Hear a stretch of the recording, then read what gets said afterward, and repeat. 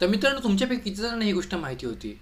Marathi film इंडस्ट्रीमध्ये 1988 मध्ये आलेला अशी बनवणी हा चित्रपट मराठी इंडस्ट्रीमधला पहिला चित्रपट होता ज्याने 1 करोडहून जास्त कलेक्शन केलं होतं.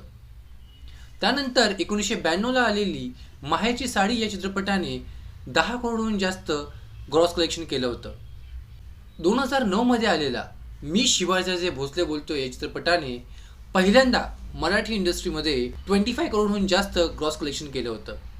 आणि 2016मध्ये आलेले जे चित्रपट आहेत त्यापैकी नटसम्राट या चित्रपटाने मराठी इंडस्ट्रीमध्ये पहिल्यांदा 50 करोडहून जास्त ग्रॉस कलेक्शन केलं होतं. आणि त्याच वर्षी आलेल्या सैराट या चित्रपटाने पहिल्यांदा 75 करोडचं आणि 100 करोडहून जास्तचं ग्रॉस कलेक्शन केलं होतं.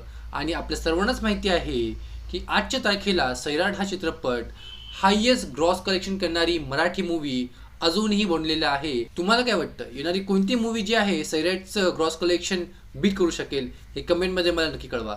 आणि किती लोकांना ही फॅक्ट माहिती होतं ते सुद्धा मला कमेंटमध्ये कळवा. थँक्यू.